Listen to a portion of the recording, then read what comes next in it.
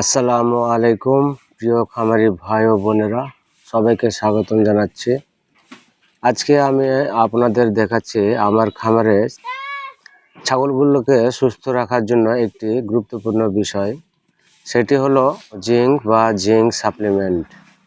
আমি নিয়মিত আমার খামারের ছাগলগুলোকে জিঙ্ক খাওয়াই, কারণ জিঙ্ক ছাগলের শরীরের জন্য খুবই গুরুত্বপূর্ণ একটি মিনারেল।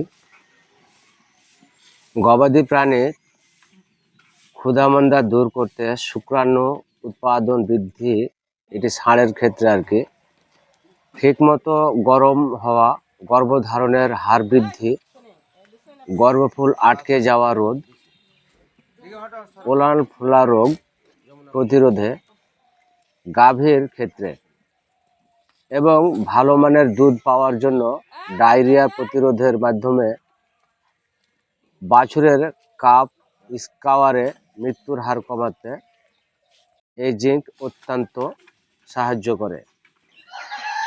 আপনারা দেখতে পাচ্ছেন আমি যে জিঙ্ক ব্যবহার করছি সেটি হলো রেনা জিঙ্ক বা রেনাটা কোম্পানির একটি ভেটেরিনারি পণ্য। তবে এখানে একটা কথা বলে রাখি, জিঙ্ক খাওয়ানোর ক্ষেত্রে যে কোনো ভালো ব্র্যান্ডের জিঙ্ক ব্যবহার করা যেতে পারে। জিঙ্ক মূলত ছাগলের শরীরে মিনারেল ঘাটতি পূরণ করে। অনেক সময় আমরা দেখি ছাগলের লোম রুক্ষ হয়ে যায়, শরীর দুর্বল হয়ে পড়ে বা ঠিকমতো বৃদ্ধি হয় না। এসব সমস্যার একটি কারণ হতে পারে জিঙ্কের অভাব। তাই খামারে যদি নিয়মিত সঠিক মাত্রায় জিঙ্ক ব্যবহার করা যায় তাহলে ছাগল খুবই সুস্থ থাকে এবং উৎপাদনও ভালো হয়। আমি নিজেও আমার খামারে নিয়ম মেনে ছাগলগুলোর খাবার বা পানির সাথে জিঙ্ক মিশিয়ে ব্যবহার করি।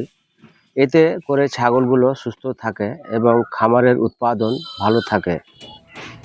খাবারের নিয়ম হচ্ছে 50 থেকে 100 মিলি প্রতিটি প্রাণীর জন্য 5 থেকে 7 দিন খাওয়াতে হবে। এটি হচ্ছে গরু ও মহিষের জন্য।